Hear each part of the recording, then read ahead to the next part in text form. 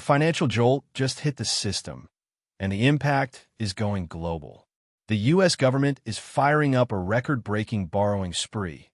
The dollar is collapsing, and world markets are watching with growing alarm. What started as a technical move to stabilize federal finances has triggered a wave of global uncertainty, and the aftershocks could slam into your bank account, your business, and your long-term future. In the next few minutes, we'll unpack why the U.S. suddenly needs over $500 billion in fresh cash, what it means for the global financial system, and how this fiscal storm could reshape the power balance of the 21st century. Stay with us, because by the end of this video, you'll understand why this isn't just a story about money. It's a story about control, trust, and who gets to shape the rules of the global economy. It all started with a surprise announcement from the U.S. Treasury. They're planning to borrow $514 billion in just the second quarter of 2025. That's not just a jump, it's a leap over a cliff. The original estimate? A relatively modest $123 billion. So what changed?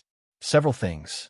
The government entered the quarter with far less cash than expected. Tax revenues came in weaker. Spending stayed high. And now, to avoid a liquidity crisis and meet upcoming obligations, the Treasury's making a dramatic move. They say they're targeting an $850 billion reserve, if and only if Congress raises the debt ceiling in time. But this isn't just about having money in the bank. Massive borrowing at this scale sends tremors through the financial system. It drives up demand for credit, which in turn pushes interest rates higher. Mortgages, business loans, car financing, all of it becomes more expensive. And that could choke growth just as the economy is trying to regain momentum. Some economists argue this borrowing is a necessary evil. Better to borrow than default, they say. But others see it as a symptom of a government that's addicted to debt and increasingly unable to make the tough fiscal decisions needed for long-term stability. The markets are split. Bond yields are fluctuating. Investors are watching every move from Capitol Hill. And the world is asking a tough question. Is the U.S. still the solid, stable economic anchor it once was? Because once that image of reliability cracks, confidence evaporates fast. That's exactly what we're seeing now. As of April 2nd, the U.S. dollar has dropped 9.2%. That's the worst two-week slide since the 2008 financial crisis. And it's not just about currency markets. It's about perception and power. When the dollar drops, it signals that global investors are losing faith. And faith is what props up the U.S. financial system. In just 2 weeks, foreign investors sold off $36 billion in U.S. treasuries. That's not trimming portfolios, that's jumping ship. And when global capital starts a retreat, it doesn't just hurt Wall Street. It puts pressure on everything from corporate debt to federal spending and even Social Security projections. The silver lining? A weaker dollar can make U.S. exports cheaper. But for sectors that rely on imports, like auto manufacturing, electronics, energy, it's a disaster. Costs are rising. Inputs are delayed. Margins are shrinking. From steel to semiconductors, the price of doing business in America just went up. And where is all that fleeing capital going? Straight into gold. In just 1 week, $15 billion flowed into the precious metal. Not just from individual investors, but from central banks, especially in China and India. These aren't speculative moves. They're strategic ones. They're moving away from the dollar as a way to shield themselves from instability in Washington. It's not just diversification anymore. It's de-dollarization. And it suggests that key global players are preparing for a world where U.S. economic leadership is no longer taken for granted. This kind of capital shift doesn't happen overnight. But once it starts, it creates a feedback loop. As more investors flee the dollar, confidence erodes further. The more uncertain America's fiscal path looks, the more incentive there is for others to build parallel systems, trade in local currencies, new financial agreements, alternative global reserves. And this is where the real danger lies. Not in the short-term fluctuations, but in the long-term structural change that could leave the U.S. with less global influence, less leverage, and fewer financial lifelines when the next crisis hits. Just as markets tried to absorb the debt shock and the dollar dive, Washington hit the gas on another high-stakes move, tariffs. In April 2025, the U.S. announced sweeping 145% tariffs on Chinese imports, reigniting trade tensions that have been simmering for years. Beijing fired back almost immediately, 125% tariffs on American goods. And just like that, we're back in a full-blown trade war. It's not theoretical anymore. The fallout is already hitting supply chains. Q1 GDP shrank by 0.3%, marking the first contraction since 2022. That's not a fluke.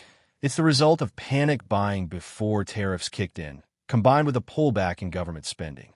Consumer confidence has plunged to its lowest level since the early pandemic. People are worried, and for good reason. Big players like Apple are feeling the heat. The company reported $900 million in added costs tied directly to the tariffs. But it's not just tech. Importers of critical parts, like solar panels, microchips, industrial chemicals, are watching their profit margins collapse by as much as 40%. Small and mid-sized manufacturers, they're the hardest hit.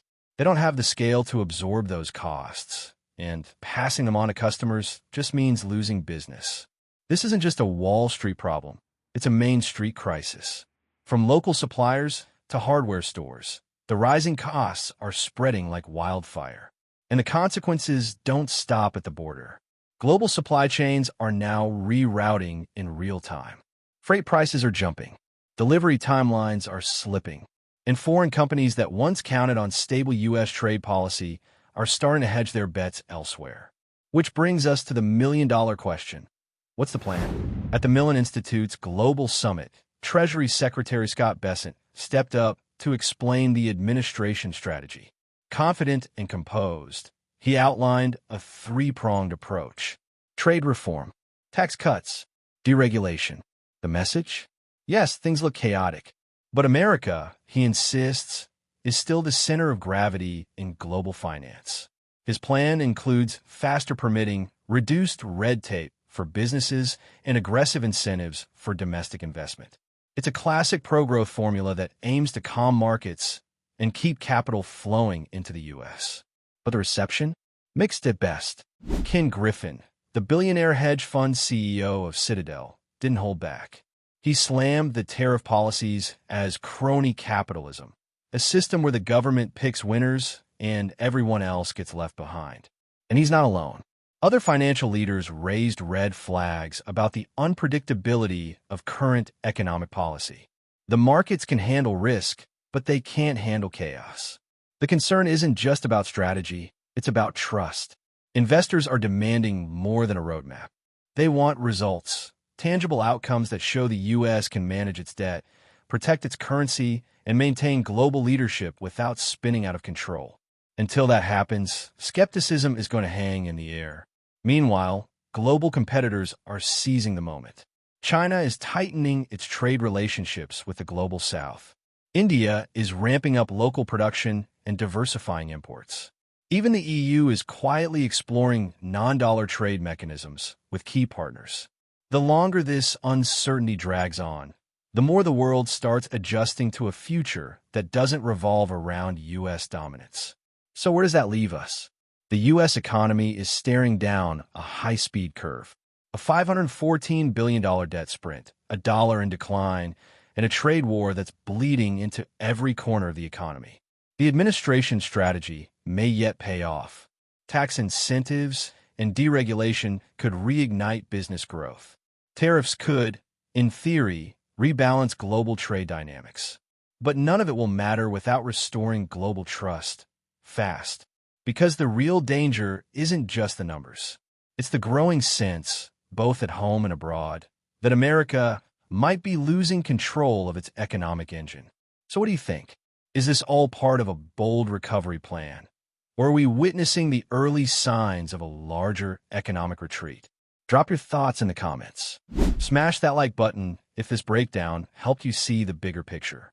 And don't forget to subscribe, because here at Global Pulse, we follow the money, the power, and the truth behind today's biggest global shifts. Thanks for watching. We'll catch you in the next one.